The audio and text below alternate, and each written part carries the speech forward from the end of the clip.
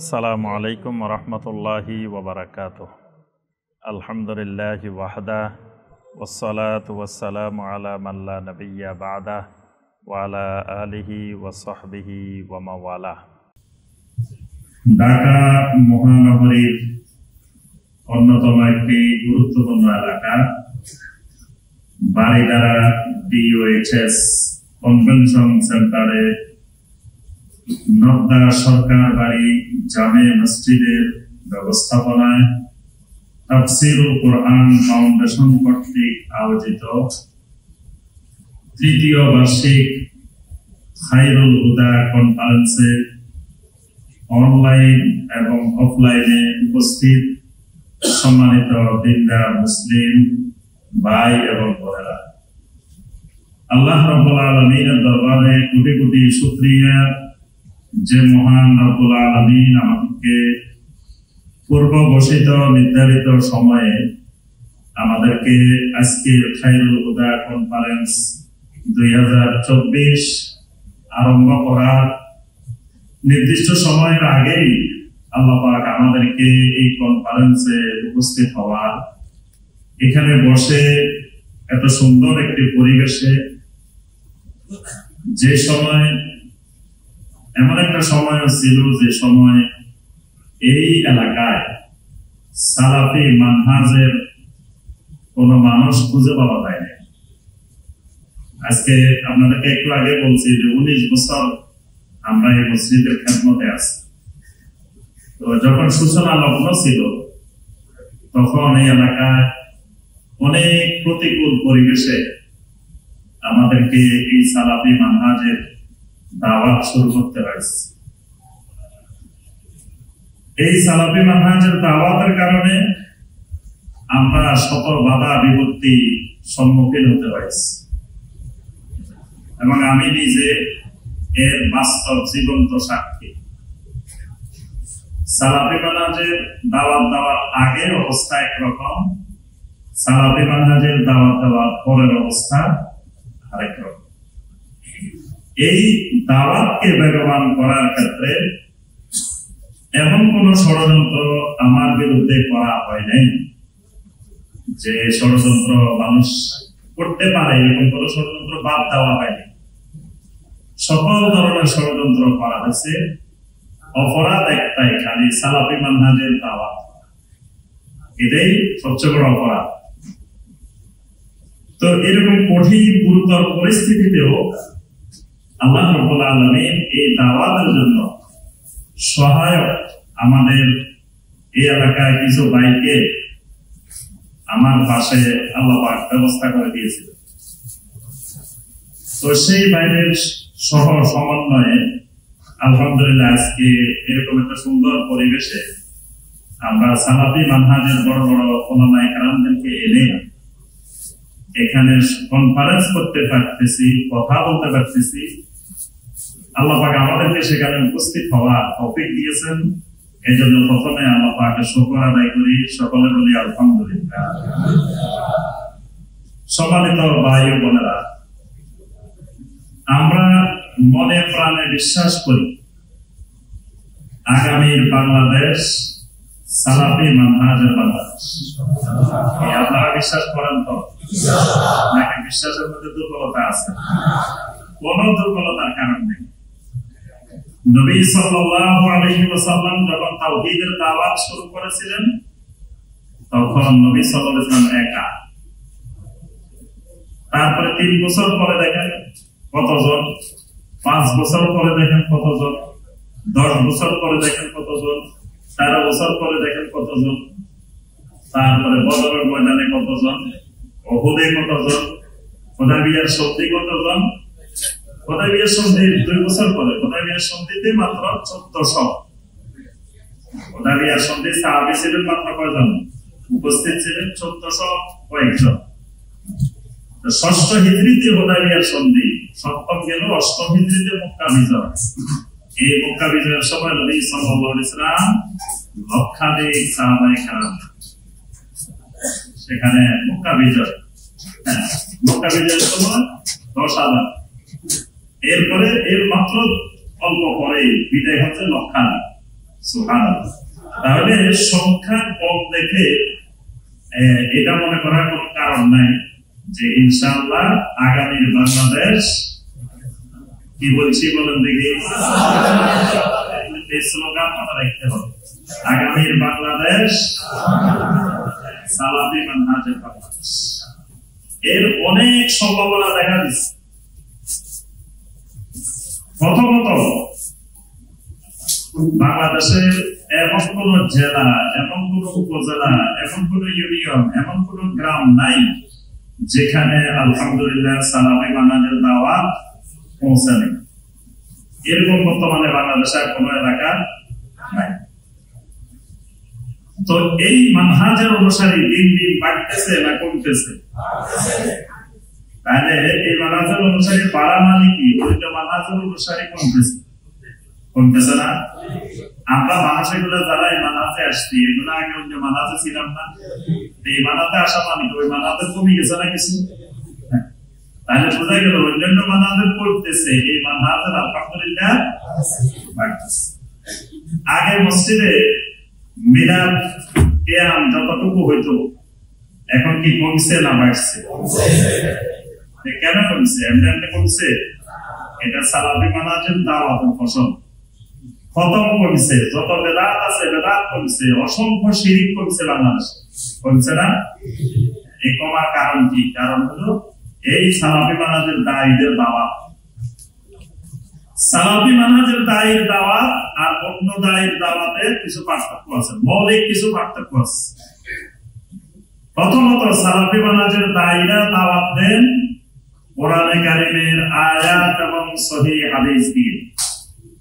অন্য মানহাজের দায়ীরা দাওয়াত দেন গান দিয়ে, গান, সঙ্গীত, বিভিন্ন ধরনের গান গাওয়া, তারপরে বেগুনের কিচ্ছা, হরিণের কিচ্ছা, তারপরে মাছের কিচ্ছা, জাহাজের কিচ্ছা, এই বিভিন্ন ধরনের কিচ্ছা কাহিনী দিয়ে দেওয়া। তো এই গানের দাওয়াত, গানের মাধ্যমে দাওয়াত আর কিচ্ছা কাহিনীর দাওয়াত, এটা সুদূর প্রসারী দৃষ্টিভঙ্গিতে বেশি দিন চলবে না ইনশাআল্লাহ। বাংলাদেশ একদিন এই দেশের যুব সমাজ সচেতন হবেই হবে ইনশাআল্লাহ। আমরা এক সময় মনে করছিলাম এই দেশে মনে হয় সব ঘুমাই গেছে, আর জাগ্রত হওয়ার সম্ভাবনা না। কিন্তু আল্লাহ রাব্বুল আলামিন ছাত্র জনতার অভ্যুত্থানে, ছাত্র জনতার গণ বিপ্লবে দেখাই দিয়েছেন আসলে ঘুমায় নাই, আবার জাগ্রত হয়ে গেছে। এই যে ধর্মের নামে, দ্বীনের নামে ব্যবসা বাণিজ্য, দ্বীনের নামে মানুষের সাথে প্রতারণা এবং এই দাওয়াতকে ব্যবসা বাণিজ্যে পরিণত করা, এগুলো দীর্ঘমেয়াদে বেশি দিন টিকবে না ইনশাআল্লাহ। এবং সেই জায়গায় সালাফি মানহাজের দায়ীদের দাওয়াত বাংলার ঘরে ঘরে, বাংলার যুবকদের মাঝে ইনশাআল্লাহ অচিরেই অনুপ্রবেশ করবে। হয়তো আল্লাহ পাক আমাদেরকে জীবন দশায় দেখাবেন এই দেশে তাওহীদের পতাকা উঠতেছে ইনশাআল্লাহ। আজকে আমাদের যে বিষয়গুলো, আমাদের সম্মানিত চারজন শায়েখ আলোচনা করবেন এবং আমি আলোচনা করব, সবগুলোই বর্তমান সময়ের সাথে সম্পৃক্ত, সবগুলোই গুরুত্বপূর্ণ বিষয় এবং এক একটা বিষয় এক একটা গবেষণালব্ধ বিষয়, মানে এক একটা থিসিসের বিষয়, পিএইচডির বিষয়, এরকম বিষয় দেওয়া হয়েছে। এবং যেটা এই মানহাজের অনুসারী প্রত্যেক ভাই বোনকে সার্বক্ষণিক দখলে থাকতে হবে। আপনি যখন ময়দানে দাওয়াত দিতে যাবেন, আপনার বিরুদ্ধে অভিযোগ, আরে মিয়া আপনারা জিহাদ করেন না, কি করেন না, জিহাদ করেন না। তা আসলে জিহাদ করি না না করি, আমাদের ডক্টর আবু বকর জাকারিয়া হাফিজাহুল্লাহ ইনশাআল্লাহ আজকে আলোচনা করবেন। আপনারা আন্দোলন করেন না, আন্দোলন আপনাদেরকে পাওয়া যায়।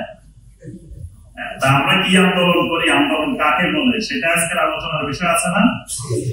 এইটা যেন না থাকতে হবে আসলে আমরা জিহাদ করি কিনা, আন্দোলন করি কিনা। আচ্ছা, আপনারা দিন কায়েমের কাজ করেন না, দিন কায়েমের সৈনিক না আপনারা, আপনাদেরকে দিন কায়েমের জন্য পাওয়া যায় না। আপনারা খালি মিষ্টি মিষ্টি সুন্নতের কথা বলেন, খালি দাওয়াতের কথা বলেন, দিন কায়েমের খেদমত নাই, কাজ নাই আপনাদের। তাহলে আসলে আমরা দিন কায়েম চাই কিনা, দিন কায়েম কাকে বলে, কিভাবে করতে হয়, সেটা আমাদের আজকের আলোচনার বিষয় আছে না? তাহলে এটা জানতে হবে আসলে আমরা দিন কায়েম চাই কি না চাই, আমরা দিন কায়েমের পক্ষে শক্তি না বিপক্ষে শক্তি। আচ্ছা, এরপরে আসেন বর্তমানে রাষ্ট্রের বিভিন্ন পর্যায়ে সংস্কার চলতেছে, সংস্কার চলতেছে না? সংবিধান সংস্কার, তারপরে বিচার বিভাগ সংস্কার, তারপরে এই বিভিন্ন বিভাগের সংস্কার, নির্বাচন কমিশন সংস্কার, এটা সংস্কার, এটা সংস্কার। এখন এই রাষ্ট্রীয় সংস্কার, এখন উপরি সংস্কার করে শিরিক বসায়, কোনটা ভালো? উপরি ভালো না শিরিক ভালো? উপরি ভালো না শিরিক ভালো? এখন আপনি যদি উপরি সংস্কার করে শিরিক বসান, তো যে লাভ সেই করবে, দুইটাই তো এক। আর সংস্কার কি হলো? সংস্কার হলো উপর শিরিক দূর করে সেখানে তাওহীদ বসানো, এটার নাম সংস্কার। তাহলে রাষ্ট্রীয় সংস্কার কিভাবে হবে, রাষ্ট্রীয় সংস্কারের রূপরেখা কি, ইনশাআল্লাহ আমাদের সকলের প্রিয় সাহেব আলোচনা করবেন ইনশাআল্লাহ। আমার আলোচনার বিষয়ে সামাজিক সংস্কার, সমাজ সংস্কারে আকীদার গুরুত্ব। বর্তমানে অনেকে বলে আরে মিয়া আকীদা বলতে কিচ্ছু নাই, আকীদাই নাকি কিচ্ছু নাই, বা আকীদা বলে মুসলিমদের মধ্যে বিভক্তি ঘটানো হয়, কোরআনে নাই, হাদিসে নাই, আকীদা বলতে কিছু নাই। আচ্ছা, তাহলে যুগে যুগে আপনার এই যে শত শত আকীদার কিতাব লিখেছেন যুগে যুগে, ইমাম আবু হানিফা রাহমাহুল্লাহ থেকে শুরু করে আজ পর্যন্ত শত শত আকীদার কিতাব লেখা আছে। যুগে যুগে ইলমুল আকীদা, আকীদার একটা সাবজেক্ট, আকীদা একটা বিষয় হিসাবে সর্বদল মত নির্বিশেষে সকল ওলামাদের কাছে আকীদা নামে একটা বিষয় চলে আসতেছে। এটার উপরে শত শত কিতাব লেখা হয়েছে। ইমাম আবু হানিফা রাহমাহুল্লাহ ফিকহের কিতাব লেখেন নাই, লিখছেন কিসের কিতাব? আকীদার কিতাব, আল ফিকহুল আকবার। তাহলে এই যুগে যুগে ওলামায়ে কেরাম যে পরিশ্রম করছেন, এটা বেহুদা করছেন, কারণ আকীদাই নাই, ইসলামের নাই, এরকম একটা জিনিস নিয়ে সারা জীবন ওলামারা কি করছেন? বেহুদা শ্রম দিচ্ছেন। যদি বলে যে আকীদাই নাই, তাহলে তো বেহুদা, ইসলামের নাই এরকম একটা জিনিস নিয়ে কাজ করছে, শ্রম দিচ্ছে। অর্থাৎ আসলে ইসলামে আকীদাটাই মূল ইসলাম, আকীদাই ইসলাম। আকীদা আছে ঠিক, ইসলাম ঠিক আছে, আকীদা ঠিক নেই, ইসলাম ঠিক নেই। তাহলে এখন আসেন, আবার আপনাদের বিরুদ্ধে আরেকটা অভিযোগ আছে, আপনারা খালি আকীদা আকীদা করেন। মিয়া রাষ্ট্রে কত সমস্যা, কোন সমস্যার কথা নাই, আপনারা খালি তাওহীদ, আপনারা খালি শিরক, আপনারা খালি সুন্নাত, আপনারা খালি বেদাত, রাষ্ট্রের এত সমস্যা, এসব সমস্যার কথা বলেন না। এই অভিযোগ আছে না? এই জন্য আমাদেরকে বুঝতে হবে যে আসলে এই সমাজের যত সমস্যা দেখি আমরা, এই সমস্যাটার সমাধান কোন পথে। আচ্ছা, আবার আসেন আলোচনার প্রথম কথা, সামাজিক সংস্কার। সমাজ সংস্কার বলতে আমরা কি বুঝি? দ্বিতীয় বিষয়, আকীদা বলতে কি বুঝি? এবার তৃতীয় বিষয়, সমাজ সংস্কারের সাথে আকীদার সম্পর্কটা কি? এই তিনটা জিনিস আমার সংক্ষিপ্ত আলোচনার বিষয়। প্রথম আসি সমাজ সংস্কার। সমাজ সংস্কারটা কি? সমাজ তো আমরা বুঝি, আমরা যে সমাজে বসবাস করি, যেখানে থাকি, যে চারিপাশে যে পরিবেশ পরিস্থিতি, যে অবস্থান, এগুলা মিলে, সবগুলা মিলে একটা কি হয়? সমাজ হয়। আর আমরা মানুষ সব সমাজবদ্ধ জীব, সমাজ ছাড়া আমরা বেঁচে থাকতে পারি না, আমরা সবাই একটা সমাজেরই অংশ। এখন এই সমাজের সংস্কার দরকার। কি দরকার? সংস্কার। সংস্কার মানে এই সমাজে মানুষ নিরাপত্তাহীনতায় ভুগে, মানে মানুষ বের হইলে তার চুরির আশঙ্কা করে, তারপরে ডাকাতের আশঙ্কা করে, চিন্তার আশঙ্কা করে, মলমপানের আশঙ্কা করে, দর্শনের আশঙ্কা করে, ইফতিজিংয়ের আশঙ্কা করে। মানে প্রত্যেকের মধ্যে একটা আশঙ্কা বোধ জাগ্রত হয়। কোন মুহূর্তে আমি চোরের খপ্পরে পড়ি, কোন মুহূর্তে চিন্তাকারীর খপ্পরে পড়ি, কোন মুহূর্তে সন্ত্রাসের খপ্পরে পড়ি, কোন মুহূর্তে আমার নিরাপত্তাহীনতায় আমার শ্লীলতা হানি হয়, আমার নারীর ইজ্জত সম্মান রক্ষা নষ্ট হয়ে যায়। এই যে নিরাপত্তাহীনতা, এটা একটা সমাজের কি সামাজিক বড় সমস্যা।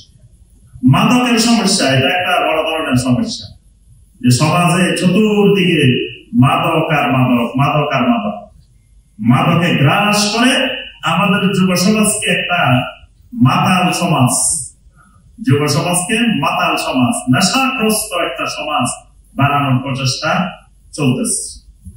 তারপরে আপনার LGBTQ মতো জঘন্যতম একটা কাজ, এবং যেটার মাধ্যমে আমাদের পারিবারিক যে পবিত্র বন্ধন, সেই বন্ধনটাকে ছিন্ন ভিন্ন করার ষড়যন্ত্র, যেটার মাধ্যমে সমাজে অশ্লীলতা ছড়িয়ে দেওয়ার ষড়যন্ত্র, যেটার মাধ্যমে আমাদের ঈমান আকীদা নষ্ট করার ষড়যন্ত্র, এরকম একটা মহা ষড়যন্ত্র নিয়ে LGBTQ নামে সারা বিশ্বে যে অপতৎপরতা চলছে, এটাও একটা সমাজের বড় ধরনের সমস্যা। এরপরে সমাজের সমস্যা দেখা গেছে আমাদের যেখানেই যাই সেখানে আমার একটা বৈধ কাজ করতে গেলেও আমাকে ঘুষ দিতে হয়, ঘুষ ছাড়া কোনো কাজ হয় না। যেখানে যাবেন, বিদ্যুৎ অফিসে যান, তারপরে আপনার ওই অফিসে যান, ওই অফিসে যান, সামান্য একটা কাজও টাকা ছাড়া একটা ফাইল এখান থেকে এখানে নড়ে না, অথচ এটা আমার নাগরিক অধিকার, এটা আমার প্রাপ্য, কিন্তু সে প্রাপ্য আমি পাই না। এটা সমাজের একটা বড় ধরনের সমস্যা। এরকম অনেকগুলো সমস্যা, যেখানে বিচারহীনতার সমস্যা, যে দেখা যায় সঠিকভাবে একজন নিরপরাধ মানুষ তিনি হয়রানির শিকার হচ্ছেন, অপরাধের কোনো বিচার হয় না, অপরাধী দিব্যি আরামে ঘুরে বেড়াচ্ছে, নিরপরাধ মানুষ বিভিন্ন ভাবে হয়রানির শিকার হয়। এটাও একটা সমাজের সমস্যা। এরকম সমস্যা খুঁজলে অসংখ্য সমাজের সমস্যার মধ্যে আমরা বসবাস করতেছি। এখন এই যে সমাজের যত রকমের সমস্যা দেখতেছি, এগুলোর সংস্কার দরকার আছে না? সংস্কার মানে কি? যে আত-তাজদীদা ফিল মাওদুআতিল কাদিমা, সংস্কার মানে হলো যে যে অবস্থার মধ্যে আছে এই অবস্থার থেকে ভালোর দিকে উত্তরণ, এবং ভালোর দিকে আসার জন্য যেই পদ্ধতি, যে ফর্মুলা, যে সুপারিশ, যে জিনিসগুলো, এইগুলোর নাম হলো কি? সংস্কার। তাহলে আমরা বুঝলাম সমাজের কি জিনিসগুলো আমাদের সংস্কার দরকার। এবার আসেন আকীদা। আকীদাটা কি জিনিস? আকীদাটা হলো আমরা যারা মুমিন, আমরা যারা ঈমানদার, তাদের ঈমানের তিনটা দিক, ঈমানের তিনটা উপাদান। আমাদের ঈমানের তিনটি উপাদান আছে। একটা উপাদান হলো আমাদের ঈমানটা শাহাদা দিতে হয়, শাহাদা মানে সাক্ষ্য দিতে হয়। এটা ঈমানের একটা গুরুত্বপূর্ণ উপাদান। ইসলামে ঢুকতে হলেই প্রথম কাজ, বুনিয়াল ইসলামু আলা খামসিন, শাহাদাতে আল্লা ইলাহা ইল্লাল্লাহ ওয়া আন্না মুহাম্মাদার রাসূল। তাহলে আমাকে ইসলামে ঢুকতে হলে প্রথমে আমাকে তাওহীদ, রিসালাতের কালেমার সাক্ষ্য দান করতে হবে, সাক্ষী দিতে হবে। তাহলে এটাই ঈমানের একটা উপাদান। আচ্ছা, এখন আমি সাক্ষী দিলাম, তাহলে কি আমি জান্নাতি হয়ে গেছি? সাক্ষ্য দিছি, তাহলে কি ঈমানদার হয়ে গেছি? তাহলে সাক্ষ্যের মধ্যে যথেষ্ট না, কারণ এই সাক্ষ্য তো নবী সাল্লাল্লাহু আলাইহি ওয়াসাল্লামের যুগে যারা মুনাফিক তারাও দিছে। আব্দুল্লাহ বিন উবাইরা কিন্তু এই কালেমার সাক্ষী দিছে। দিছে মানে কি? একবারে আমার আপনার চেয়ে আরো শক্তভাবে দিছে। সূরা মুনাফিকুনের মধ্যে আল্লাহ বলছেন, ইযা জাআকাল মুনাফিকুনা ক্বালু নাশহাদু ইন্নাকা লারাসূলুল্লাহ ওয়াল্লাহু ইয়ালামু ইন্নাকা লারাসূলুহু ওয়াল্লাহু ইয়াশহাদু ইন্নাল মুনাফিকিনা লাকাযিবুন। আল্লাহ বলেন, যখন মুনাফিকরা আপনার কাছে আসে তখন বলে, নাশহাদু ইন্নাকা লারাসূলুল্লাহ, আমরা সাক্ষ্য দিচ্ছি অবশ্যই অবশ্যই আপনি আল্লাহর রাসূল। আমরা কালেমার মধ্যে সাক্ষ্য দিই কি? কালেমাটা একটু পড়ে তো দেখি, লা ইলাহা ইল্লাল্লাহ মুহাম্মাদুর রাসূলুল্লাহ সাল্লাল্লাহু আলাইহি ওয়াসাল্লাম। এটাই তো আমাদের কালেমা, নাকি নাকি আরেকটা আছে? আপনারা নাকি আবার কালেমা মানেন না, এটা আপনাদের অভিযোগ আছে। অনেক জায়গায় বলে এরা তো কালেমা মানে না, এদের বিরুদ্ধে অভিযোগ। আচ্ছা, এখন এই কালেমার মধ্যে আপনার শেষের যে অংশটা মুহাম্মাদুর রাসূলুল্লাহ সাল্লাল্লাহু আলাইহি ওয়াসাল্লাম, আমরা ঘোষণা দিলাম মুহাম্মদ সাল্লাল্লাহু আলাইহি ওয়াসাল্লাম আল্লাহর রাসূল। আমরা ঘোষণা দিছি যে মুহাম্মদ সাল্লাল্লাহু আলাইহি ওয়াসাল্লাম আল্লাহর রাসূল। আর মুনাফিক ঘোষণা কিন্তু এইভাবে দেয় না। মুনাফিক ঘোষণা দিতেছে ইন্নাকা লা রাসূলুল্লাহ, অ্যাকচুয়ালি ইন্না দিয়ে তাকিদ দিছে অবশ্যই, আবার রাসূলুল্লাহ বলে না, আমরা বলছি মুহাম্মাদুর রাসূলুল্লাহ, মুনাফিক বলছে লা রাসূলুল্লাহ, লামে তাকিদ দিয়ে বলছে। তাহলে দুইটা তাকিদ বাড়াইছে, অবশ্যই অবশ্যই আপনি আল্লাহর রাসূল। তাহলে আমার আপনার সাক্ষী সে আরো দ্বিগুণ শক্তিশালী। কি শক্তিশালী না? আমি আপনি বলছি খালিয়া মুহাম্মদ সাল্লাল্লাহু আলাইহি আল্লাহর রাসূল, আর মুনাফিক বলতেছে খালিয়া মুহাম্মদ সাল্লাল্লাহু আলাইহি আল্লাহর রাসূল না, অবশ্যই অবশ্যই মুহাম্মদ সাল্লাল্লাহু আলাইহি আল্লাহর রাসূল। আল্লাহ পাক বলেন ওয়াল্লাহু ইয়ালামু ইন্নাকা লারাসূল, আমি আল্লাহ ভালো করে জানি উনি আমার রাসূল। ওয়াল্লাহু ইয়াশহাদু ইন্নাল মুনাফিকিনা লাকাযিবুন, তবে আমি আল্লাহ একটা সাক্ষ্য দিচ্ছি, অবশ্যই অবশ্যই মুনাফিকেরা মিথ্যাবাদী। তারা তো বলছে অবশ্যই অবশ্যই, আল্লাহ বলছেন ইন্না দিয়ে বলছেন ইন্নাল মুনাফিকিন, কাযিবুন বলেন না, লাকাযিবুন বলছেন। তাদের মতো দুটো তাকে দিয়ে বলছেন। তাহলে বোঝা যায় শুধু সাক্ষী দিলে কি হয় না, ইমানদার হওয়া। আচ্ছা, আপনারা মুসলিম না মুমিন? মুমিন, মুসলিম না নাকি? মুসলিম মুমিন দুটাই। আগে মুসলিম হয়েছেন না আগে মুমিন হয়েছেন? মাশাআল্লাহ, আজকে তো একবারে ট্যালেন্ট স্টুডেন্ট, খুব মেধাবী বাছাই করা স্টুডেন্ট সব, আলহামদুলিল্লাহ। তাহলে আগে হয়েছে কি মুসলিম, তারপরে মুমিন। এই জন্য আল্লাহ পাক সূরা হুজুরাতের মধ্যে বলছেন ওয়ালাতিল আরাবু আমান্না কুল লাম তুমিনু, বেদুইনেরা বলে আমরা ঈমান আনছি, আল্লাহ পাক বলেন ঈমান আনছি বলিও না, কি বলবা? ওয়ালাকিন কুলু আসলামনা, বলো আমরা মুসলিম হইছি। মুমিন হইছি বলিও না, বলো আমরা মুসলিম হইছি। কেন বললে অসুবিধা কি? ওয়াম্মা ইয়াদখুলিল ঈমানু ফি কুলুবিকুম, কারণ ঈমানটা এখনো তোমাদের অন্তরে ঢুকে নাই।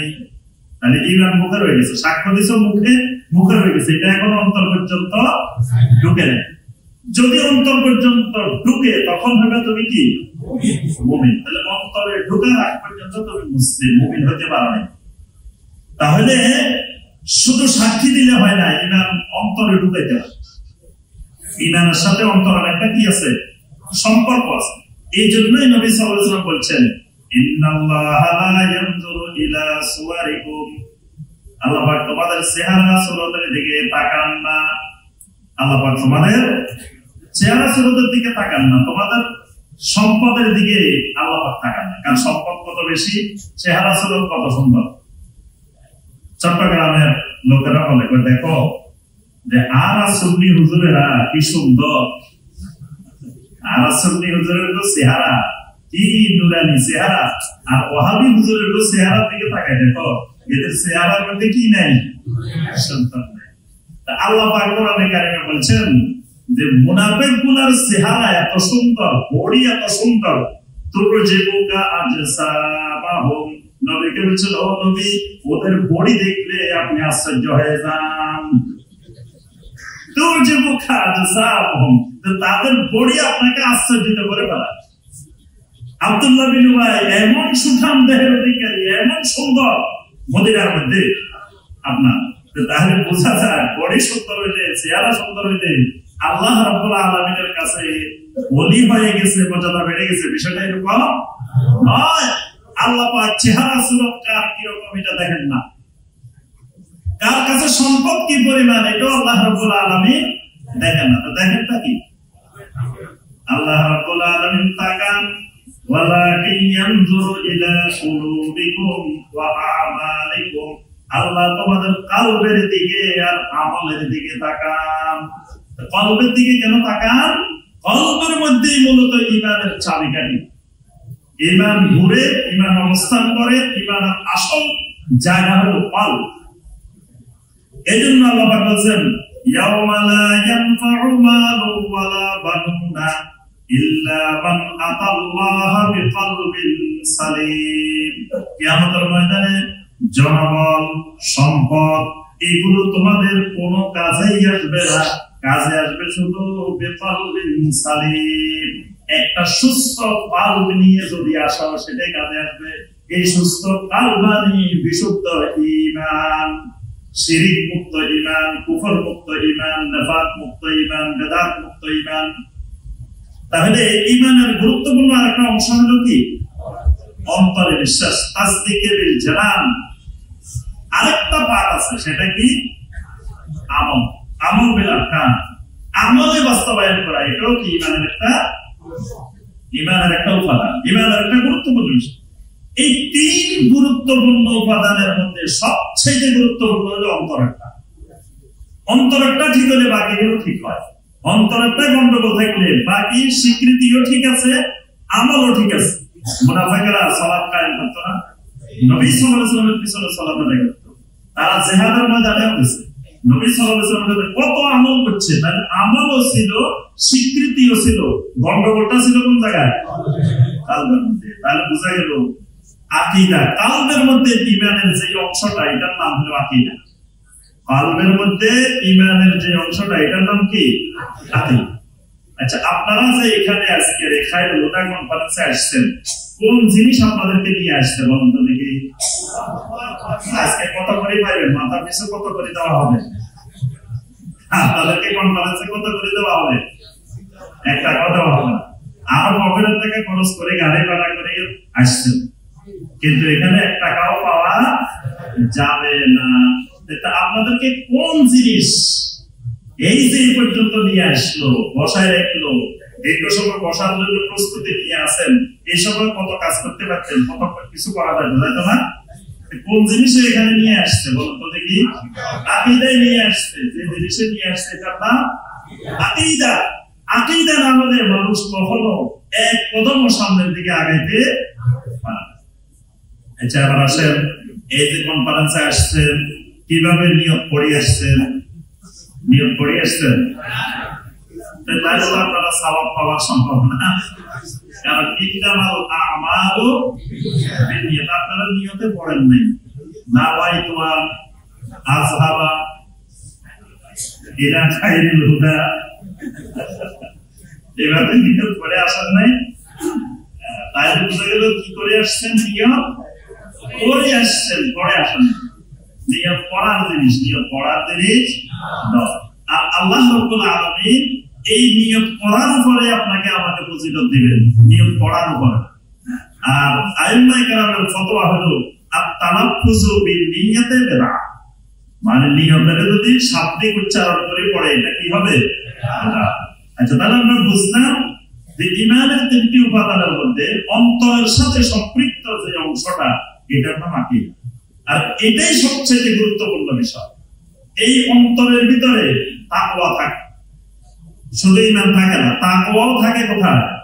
অন্তরে। নবী সাল্লাল্লাহু আলাইহি ওয়াসাল্লাম দেখাইছেন, আত-তাকওয়া হাহুনা, আত-তাকওয়া হাহুনা, আত-তাকওয়া হাহুনা, ইউশিরু ইলা সাদরিহি সালাসা মাররাত। 3 বার নবী সাল্লাল্লাহু আলাইহি ওয়াসাল্লাম ইশারা করে করে দেখাইছেন, তাকওয়া এখানে, তাকওয়া এখানে, তাকওয়া এখানে। কিন্তু আমাদের তাকওয়া চলে গেছে বাইরে। তার জুব্বা কত বড়, পায়জামা কত বড়, দাড়ি কত বড়, এই তাকওয়া। তাকওয়া আমরা মনে করি যে বাহিরের এগুলোই বড়, কিন্তু তাকওয়া হলো কোন জায়গায়? ভিতরে। তাওয়াক্কুল থাকে ভিতরে। তারপরে আরো অসংখ্য ইবাদত যেগুলো ভিতরে থাকে, মূল গুরুত্বপূর্ণ ইখলাস ভিতরে থাকে, অনেক ইবাদত অন্তরে থাকে। তার আকীদার সাথেই সবগুলোর সম্পর্ক। তাহলে আমরা বুঝলাম সমাজ সংস্কার কি জিনিস, আকীদাও কি জিনিস, মোটামুটি আমাদের বুঝে আসছে। এবার আসেন সমাজ সংস্কারের জন্য আকীদার গুরুত্বটা কত। এই সমাজের যত সমস্যা আমরা দেখতেছি, এগুলো মনে হয় 2024 সালে, এর আগে কখনো পৃথিবীতে ছিল না। ছিল এগুলা নূহ আলাইহিস সালামের যুগে ছিল, মুসা আলাইহিস সালামের যুগে, ইব্রাহিম আলাইহিস সালামের যুগে, সকল আম্বিয়া আলাইহিস সালামের যুগে এই সমস্যাগুলো ছিল। নবী সাল্লাল্লাহু আলাইহি ওয়াসাল্লামের যুগে ছিল না। ছিল মানে কি? নবী সাল্লাল্লাহু আলাইহি ওয়াসাল্লামের যুগকে আমরা বলি কি? আইয়ামে জাহিলিয়াতের যুগ, জাহিলিয়াতের যুগ। সেখানে জাহিলিয়াতের এমন কোন অপকর্ম নাই যেটা সেই সমাজে ছিল না। সেই সমাজে সুদের ব্যবসা ছিল না। এখনকার আরো বেশি ছিল, ব্যাপক আকারে সুদের রকরমা বিজনেস। তারপরে সেই সমাজে মাদকের কাজ কারবার ছিল না। মাদক মানে কি? মাদক না দিলে তো মেহমানদারি হয়নি। মাঝে মাঝে পত্রিকায় দেখবেন জামাই গেছে, জামাই মেহমানদারি হয়নি, দেখি জামাই চলে গেছে। মারামারিতে এতজন আহত হয়েছে, খানা ঠিক হয় নাই, জামাই মেহমানদারি ঠিক হয় নাই, এটা নিয়ে মারামারি। তাইলে ওই যুগে মদ না দিলে মেহমানদারি হতো না। মানে আপনার খাবার টেবিলে, মেহমানদারি টেবিলে মদ থাকতেই হবে। এমনকি হাসান ইবনে সাবিত রাদিয়াল্লাহু তাআলা আনহু নবী সাল্লাল্লাহু আলাইহি ওয়াসাল্লামের প্রশংসায় কবিতা লিখছেন, সেখানেও তিনি মদের আলোচনা নিয়ে আসছেন। নবী সাল্লাল্লাহু আলাইহি ওয়াসাল্লামের সামনে কিন্তু কবিতা পড়ছেন, নবী সাল্লাল্লাহু আলাইহি ওয়াসাল্লামের সামনে। সেখানে তিনি বলছেন, কাআন্নাহা মিন বাইতি রাসিন ইয়াকুদু বিজাজুহা আসালু মামা। হাসান ইবনে সাবিত রাদিয়াল্লাহু তাআলা বলতেছেন যে এটা যেন বাইতে রাস থেকে আনা মদ, মানে ওই জামানার সবচেয়ে উন্নত মদ তৈরি হতো বাইতে রাস, এবং এটার স্বাদ মধু এবং পানি মিশ্রিত শরবতের মতো এটার স্বাদ। তাহলে এবার বুঝেন সেই যুগের কোন সাহিত্য রচিত হতো না মদের আলোচনা ছাড়া। মদের ব্যাপক সমাজের মধ্যে শুধুমাত্র জাহিলি যুগে অল্প কয়েকজন মানুষ ছিলেন যারা জীবনে কোনোদিন মাদককে মুখে দেন নাই। নবী সাল্লাল্লাহু আলাইহি ওয়াসাল্লাম, আবু বকর সিদ্দিক রাদিয়াল্লাহু তাআলা আনহু, উমর ইবনে খাত্তাব রাদিয়াল্লাহু তাআলা আনহু, উসমান ইবনে আফফান রাদিয়াল্লাহু তাআলা আনহু, কিছু মানুষ ছিলেন জাহিলি যুগে যারা জাহিলি সমাজে কখনো মাদক দ্রব্য মুখে দেন নাই, কিন্তু পুরা সমাজটা মদে ডুবেছিল। আচ্ছা, সেই সমাজে নারীরা সব ছিল কিসের বস্তু? মানে ভোগের বস্তু। নারী মানে ভোগের বস্তু। নারীর অধিকার বলতে সেই সমাজে কিছুই ছিল না। এমনকি আমরা জানি এক সময় এসে জীবন্ত নারীকে প্রতিত করা হয়েছে, কবর দেওয়া হয়েছে, জীবন্ত মেয়েকে কবর দেওয়া হয়েছে। কোরআনে কারীমে আল্লাহ পাক বলছেন, কিয়ামতের ময়দানে জিজ্ঞাসা করা হবে বিআইয়ি যামবিন কুতিলাত, যে তোমার ওয়াইদাল মাউউদাতু সুইলাত বিআইয়ি যামবিন কুতিলাত, যে কোন অপরাধে তোমাকে হত্যা করা হয়েছিল, জীবন্ত কবর দেওয়া হয়েছিল, সেটা জিজ্ঞাসাবাদ করা হবে। তাহলে নারীর অধিকারের অবস্থা আমরা জানি কি করুণ অবস্থা ছিল। তারপরে আপনার মারামারি, যুদ্ধ বিগ্রহ, এটা তো নিত্য নৈমিত্তিক বিষয়। জোর যার বন্ধুত্বা, সেই সমাজের নীতিমালা আল মুলুকু লিমান লাহুল কুওয়া, যার শক্তি আছে, জোর আছে, তার রাজ্য আছে, ক্ষমতা আছে, সব আছে। মানে সেখানে হাতে মুখে কোনো কথা নাই, কথা হবে কিসে? হাতে। হাত থাকতে আবার মুখ দিয়ে কিসের কথা? এটাই ছিল সেই সমাজের নীতিমালা, যে খালি হাতে কথা। মারামারি ছাড়া বসে থাকলে ওদের কাছে ভালো লাগতো না। যারা সবসময় দেখবেন ঝগড়া করে, এরা ঝগড়া দ্বারা বসে দেখতে পারে না, মানে ঝগড়া মিনিট বসে দেখতে ওরা অনেক কষ্ট হয়। তারপরে যারা মারামারি করে, এরা মারামারি ছাড়া বসে দেখতে এদের কিন্তু অনেক কষ্ট হয়। তো এই জন্য এই যে মাঝখানে আপনার এই 4টা মাস আসলে হরম, যে যুদ্ধ বিগ্রহ বন্ধ করে বসে থাকতে হইতো, এই মাসগুলো ওদের কাছে অনেক কষ্টকর মনে হইতো। এই জন্য আপনার এই যে জুলকাআদা মাস আছে না, জুলকাআদা মানে বসে থাকার মাস। জুলকাআদা মানে বসে থাকার মাস। বসে থাকার মাস কেন? যে এর আগের মাস কোনটা? জুলকাআদার আগের মাস কোনটা? শাওয়াল। শাওয়াল মাসে খুব জোরে সোরে মারামারি করতো। এখন জুলকাআদা মাস আসলে মারামারি নেই, কারণ কি ঢুকে গেছে আসলে হরম। জুলকাআদা, জুলহিজ্জা, মুহররম, রজব 4 মাস হলো আসলে হরম। এখন জুলকাআদা আসলে এরা বসে থাকা লাগতো, মারামারি করতে পারতো না। এটা এদের কাছে অনেক কষ্টের ছিল। তখন তারা এই দেশে না থাকি রিহলাতাশ শিতা'i ওয়াস সাইফ, তখন তারা সামদেশে চলে যেত, অন্য জায়গায় চলে যেত, যে তখন ভালো লাগতেছে না বসে থাকতে। তাহলে যেই সমাজে মারামারি করাটাই নেশা, যুদ্ধ বিগ্রহটাই নেশা, শান্তি নিরাপত্তা বলতে সেই সমাজে কিছু ছিল না। সেই সমাজে কুসংস্কার, এমন কুসংস্কার, এমন কিছু ছিল না কুসংস্কারের যেটা জাহিলিয়াতের সমাজে পাওয়া যায় না। মানে সামাজিক যে সমস্ত কুসংস্কার, আমরা কুসংস্কার সবাই বুঝি, তারা কোথাও ভালো কাজের জন্য বাইরেছে, বাইরে হওয়ার পরে কাজটা হয় নাই, আসার পরে সামনের দরজা দিয়ে ঢুকতে পারবে না, পিছনের দরজা দিয়ে ঢুকতে হবে, নিয়ম বানায় নিছে।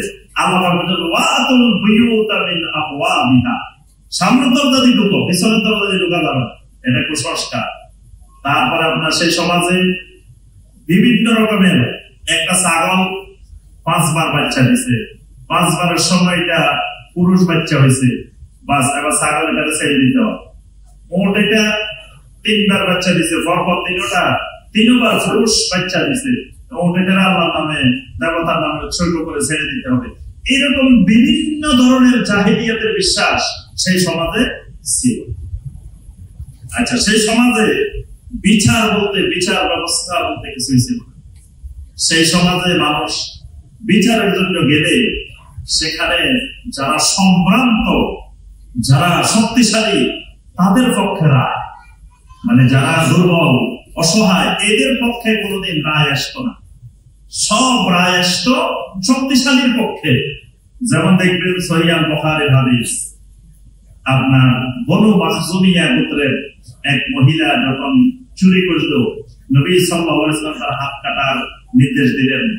তখন এবার তারা তদবির করা শুরু করলো যে কোন উপায়ে এই হাত কাটার বিধানটা বন্ধ করা যায় কিনা, কারণ এই গোত্রের একটা নারী হাত চুরি করছে, হাত কাটা গেছে, এটা যদি প্রমাণিত হয় তাহলে আমার পর্যন্ত মানুষ বুঝবে ও বংশ এটা চোরের বংশ।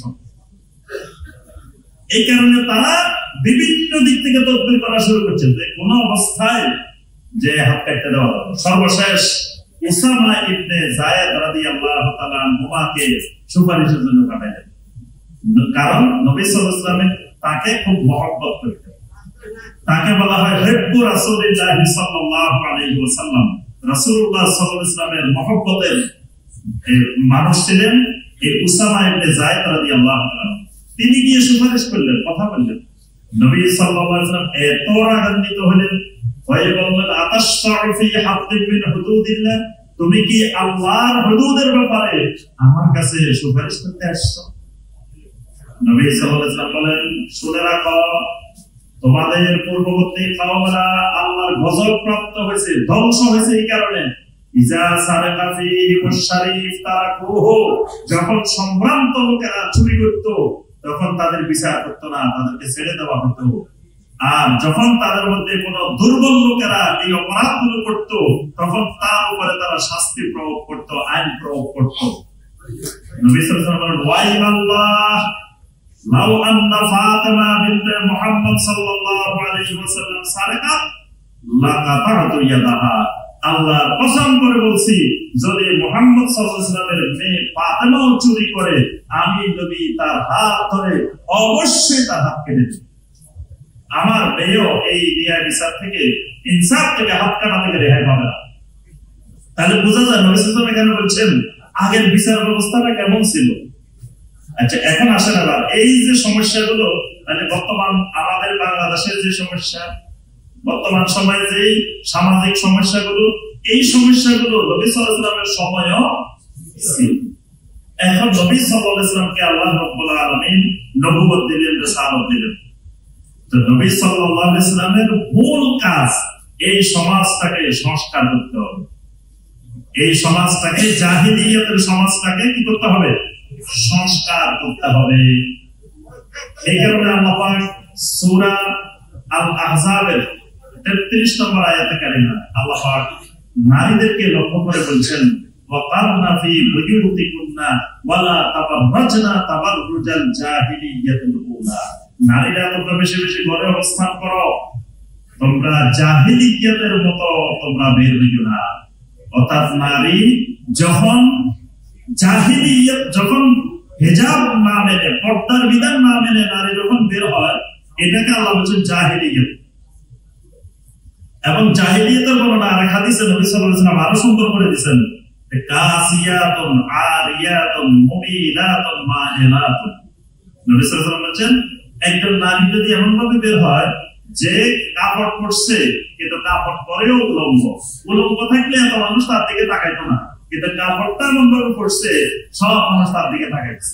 কিছু কিছু পাগল মহিলা থাকে রাস্তা দিয়ে, কিন্তু কাপড় সাপড় নাই, কেউ কিন্তু তাকায় না, চোখ পড়লেও মানুষের দিকে ফিরে বেড়ায়। কিন্তু এটা উলঙ্গ করছে নিকৃষ্ট, কারণ এটা এমন কাপড় পরছে যে কাপড় পরেও উলঙ্গর মতো হয়ে গেছে। নবী সাল্লাল্লাহু আলাইহি ওয়াসাল্লাম বলেন, মুমিলাতুন মাইলাতুন, এটা নিজের দিকে মানুষকে আকর্ষণ করে, সেও আকর্ষিত হওয়ার চেষ্টা করে। আর রুসুহুন্না কাআসনিবাতিল বুখতিল মাইলা, নবী সাল্লাল্লাহু আলাইহি ওয়াসাল্লাম বলেন, এরা মাথার দিকে খোপাগুলোকে ওটের কুঁজের মতো উপরের দিকে তুলে দেয়, বুকের দিকটাকে ওটের কুঁজের মতো উপরের দিকে তুলে দেয়। নবী সাল্লাল্লাহু আলাইহি ওয়াসাল্লাম লা ইয়াদখুলুল জান্নাহ, এই নারী কোনদিন জান্নাতে যাবে না। জান্নাতে তো যাবে না, যাবে না, ওয়ালা ইয়াজিদনা রিহাহা, জান্নাতের সুগন্ধিও পাবে না, ঘ্রাণও পাবে না।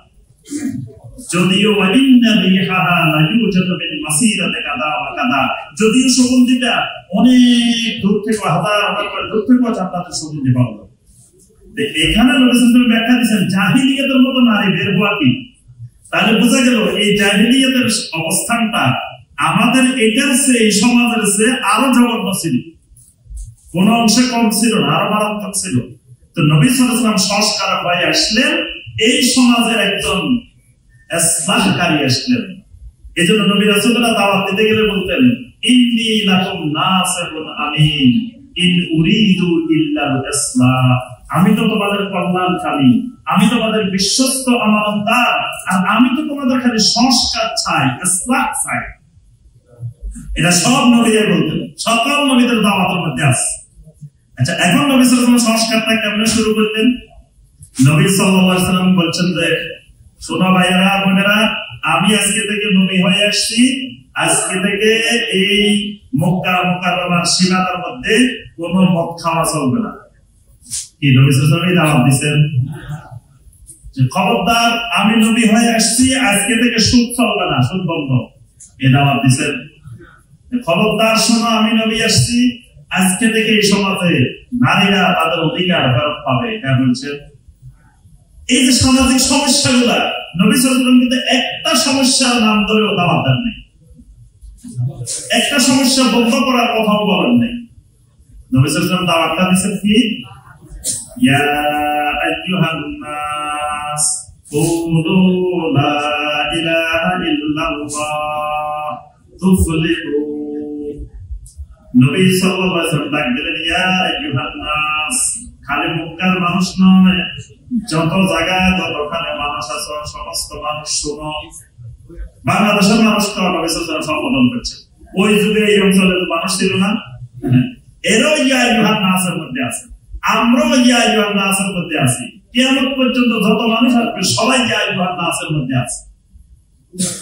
ইয়া আইয়ুহান নাস বলে নবী সাল্লাল্লাহু আলাইহি ওয়াসাল্লাম কি বলছেন, কুলু লা ইলাহা ইল্লাল্লাহ, ও মানুষেরা তোমরা কি বলো, লা ইলাহা ইল্লাল্লাহ। লা ইলাহা ইল্লাল্লাহ এই কালেমাটার নাম কি, কালেমাতুত তাওহীদ।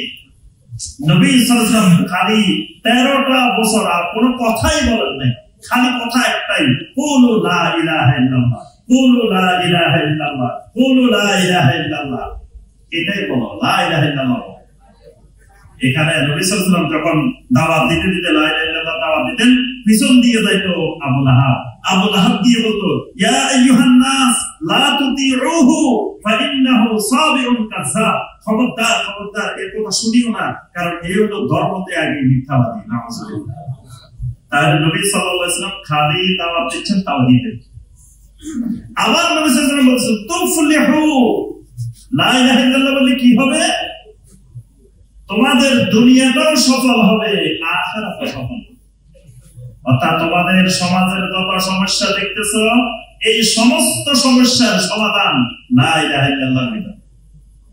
লা ইলাহা ইল্লাল্লাহটা যথাযথ মেনে নিলে, এটা রুকন সহকারে মেনে নিলে, এটা শর্ত সহকারে মেনে নিলে, তো তোমার দুনিয়ার সমাজের রাষ্ট্রের যত সমস্যা আছে সব সমাধানে লা ইলাহা ইল্লাল্লাহ। আবার আখিরাতের যত ঘাটি সত্য সত্য ঘাটি বিপদ মুসিবত আছে এরও সমাধান লা ইলাহা ইল্লাল্লাহ। তাহলে নবী সাল্লাল্লাহু আলাইহি ওয়াসাল্লাম সমাজের মানুষের আকীদার বিপ্লব ঘটাতে চাইলেন। নবী সাল্লাল্লাহু আলাইহি ওয়াসাল্লাম এই যে বাকি কাজগুলো সমাজের সমস্যাগুলো এইগুলোকে সমস্যা মনে করেন নাই, নবী সাল্লাল্লাহু আলাইহি ওয়াসাল্লাম সমস্যা মনে করছেন আকীদার সমস্যা। এই জন্য দেখবেন হাদিসের মধ্যে আছে নবী সাল্লাল্লাহু আলাইহি ওয়াসাল্লাম বলছেন যে কোন ব্যক্তি মদ পান করতে পারে না, লা ইয়াশরাবুল খামরা হিনা ইয়াশরাবুহা ওয়া হুয়া মুমিন, মুমিন থাকা অবস্থায় কেউ মদ পান করতে পারে না। লা ইয়াজনি যানি হিনা ইয়াজনি ওয়া হুয়া মুমিন, মুমিন থাকা অবস্থায় কেউ জিনা করতে পারে না।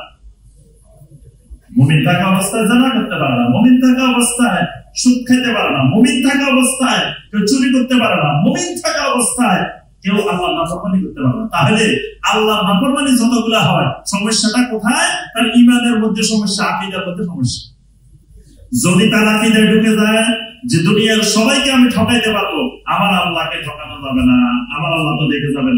ওই যে বলা দিল কোরআন যুগে মেয়েটাকে মা বলতেছে দুধের মধ্যে পানি মেশানোর জন্য, মেয়েটা কি বলছে?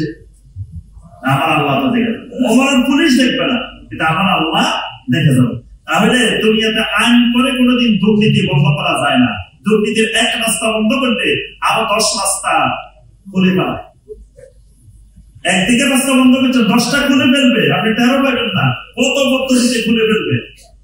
একবার আমি আর আমাদের ইঞ্জিনিয়ার রোবেল ভাই আমরা একবার ওমরায় গেছি, তো এক জায়গা দিয়ে সৌদি আরবের মসজিদে নববীতে পুলিশ আটকে রেখেছে, বলতেছে এখান দিয়ে ঢুকা যাবে না। এখন বাঙালিরা আমরা তো বাঙালি, এরা তো বুঝে নাই এখন আমরা একটা কি জিনিস কেমনে ঢুকতে হয় দেখাই দিব আমরা এদের। মানে পুলিশ একটু ওইদিকে গেছে, সুন্দর করে ঢুকে গেছে। তো তাহলে আপনি আইন করে কোনোদিন অপরাধ বন্ধ করা যায়? আল্লাহ রাসূল এটা বুঝতে পারছেন যে আমি আইন কানুন বিধিবিধান দিয়ে কখনো সমাজের এই সংস্কার সম্ভব। সমাজের এই সংস্কার করতে হলে মানুষগুলার আকীদার বিপ্লব ঘটাইতে হবে, আকীদার পরিবর্তন ঘটাইতে হবে, মানুষগুলার ভিতরে বিশুদ্ধ আকীদা, সহি আকীদা ঢুকাইতে হবে। মানুষগুলো আল্লাহ কাআন্নাকা তারা ফা ইল্লাম তাকুন তারাহু ফা ইন্নাহু এর আওতায় চলে আসবে। মানুষটা সার্বক্ষণিক মনে করবে আমার সব কিছু আমার আল্লাহ দেখতেছে, আমার আল্লাহ ক্যামেরার মধ্যে আছে, আমার আল্লাহ পর্যবেক্ষণ আছে। সুতরাং ঘুষ খাইতেছি, হয়তো দুদক দেখতেছে না, দুর্নীতি দমন কমিশন দেখতেছে না, পুলিশ দেখতেছে না, অমুক দেখতেছে না, কিন্তু যে ক্যামেরার মধ্যে আছে উনি কিন্তু দেখা যাচ্ছে না, আবার ওনার কাছে আমার হিসাব দেওয়া হবে। এই অনুভূতি, এই আকীদার বিপ্লব যতক্ষণ মানুষের মধ্যে ঢুকানো যাবে না, এতক্ষণ সমাজের কোন অপরাধ দূর করা সম্ভব। আইন কানুন করে বিভিন্ন পদ্ধতিতে চেষ্টা করলে সাময়িক কিছু উপকার হয়, আবার আগের মতো আরো মাথা ছাড়া দিয়ে। এটা বন্ধ করার একমাত্র উপায় সংস্কারে, সেটা হলো মানুষগুলার ভিতরে বিশুদ্ধ আকীদা ঢুকাইতে হবে, মানুষগুলার ভিতরে তাকওয়া ঢুকাইতে হবে, মানুষগুলার ভিতরে খাশিয়াতুল্লাহ ঢুকাইতে হবে। তাহলে অটোমেটিক সমাজের চেহারা কি হয়ে যাবে? পরিবর্তন হয়ে যাবে। এখন সমাজে কোটি কোটি কবর পূজারী, মাজার পূজারী। এখন আপনি সেই সমাজে ইসলামের রাষ্ট্র কায়েম করে কেন্দ্রে কবর পূজা, মাজার পূজা, শিরিক দূর করবেন? আপনি এদের ভোটে ক্ষমতায় বসলেন, কবর পূজারীদের ভোটে কোটি কোটি কবর পূজারী শিরিককারী ভোটে ক্ষমতায় বসছেন। ক্ষমতায় বসে চেয়ারে বসে বললেন যে কালকে থেকে আর কোনো মাজারে সাজদা চলবে না, মাজারে নামাজ চলবে না, মাজারে কোনো শিরিক হবে না, মাজারগুলো ভেঙে গুড়িয়ে পরিষ্কার করে দাও, যেটা রাসূলুল্লাহ সাল্লাল্লাহু আলাইহি ওয়াসাল্লাম মদিনায় ইসলামী সমাজ কায়েমের ফলে নির্দেশ দিয়েছিলেন। আলী রাদিয়াল্লাহু তাআলা বলেন, আলী আল্লাহ তাআলা তামসান আল্লাহ তামাসসা, কোন প্রতিকৃতি রাখবে না যে প্রতিকৃতিগুলো ভেঙে ঘুরে দিবা না, ওয়ালা কাবরান মুশরিফান ইল্লা সাওয়াইতা, কোন উঁচু কবর রাখবে না যেটারে ভাঙি সমান করে দিবা।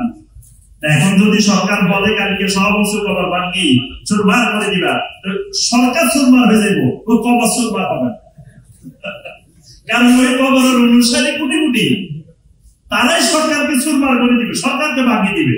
বলতো না, যে সরকার মাজারের কথা বলছে এই সরকার আমাদের দরকার, তাহলে আপনি কেমনে আল্লাহর আইন কায়েম করবেন এদের উপরে? কারণ যে মানুষ শিরিক বুঝে না, বেদাত বুঝে না, কুফর বুঝে না, তাহলে এই মানুষগুলোর আগে আকীদার বিপ্লব ঘটাতে হবে। এই মানুষগুলোর চিন্তা চেতনা দিতে হবে যে এটা অপরাধ, এটা শিরিক, এই কারণে আমার ভাইয়েরা এবং বোনেরা, তো সংক্ষিপ্ত কথা হলো যে আসলে আমাদের সমাজের যে সংস্কার, এই সংস্কারের অনেকে অনেক ফর্মুলা, অনেক কিছু দিচ্ছেন, অনেক চিন্তা ভাবনা করতেছেন, কিন্তু সকল চিন্তা ভাবনার মূলে যেটা করতে হবে আমাদেরকে ওহির যে শিক্ষা, সেটা হলো বাংলাদেশের মানুষগুলা আকীদার পরিবর্তন, আকীদার বিপ্লব, বিশুদ্ধ আকীদার দাওয়াত, এটা ছাড়া কোনোদিন সমাজ সংস্কার সম্ভব নয়। যতদিন মানুষগুলোর মধ্যে খাশিয়াতুল্লাহ, খাউফুল্লাহ, তারপর তাকওয়াল্লাহ এটা না ঢুকবে, ঈমান বিশুদ্ধ না হবে, যে আল্লাহর ব্যাপারে আকীদা জানে না, যে আল্লাহর ব্যাপারে যার আকীদা, তাদের আকীদা পরিষ্কার না, আল্লাহ কোথায় সব জায়গায় বিরাজমান, সে আল্লাহরই চিনে নেয়, এই মানুষ দিয়ে কোনোদিন বিপ্লব সম্ভব নয়। এটা তো সম্মানিত ভাই বোনেরা, তাহলে আমাদেরকে আকীদা ভালো করে বুঝতে হবে এবং নবীওয়ালা পদ্ধতিতে সমাজ সংস্কারের কাজ করতে হবে। জমিনে একমাত্র লাকাদ কানা লাকুম ফি রাসূলিল্লাহি উসওয়াতুন হাসানাহ, রাসূলের পদ্ধতিতেই সমাজ সংস্কারের কাজে এগিয়ে নিতে হবে। আল্লাহ পাক আমাদের সবাইকে নবী সাল্লাল্লাহু আলাইহি ওয়াসাল্লামের সামাজিক যে সংস্কার, আকীদার যে সংস্কার, তার আলোকে আমাদেরকে দায়ী আল্লাহ তৌফিক দান করুন। আল্লাহ পাক আমাদের এই খায়রুল হুদা কনফারেন্সকে কবুল ও মঞ্জুর করে দিন। আল্লাহ রাব্বুল আলামিন এই কনফারেন্সকে সাফল্যমণ্ডিত করে দিন। আমাদের সবাইকে একজন মুখলেস দায়ী আল্লাহ হিসেবে আল্লাহ পাক কবুল করে দিন। আমিন ইয়া রাব্বাল আলামিন।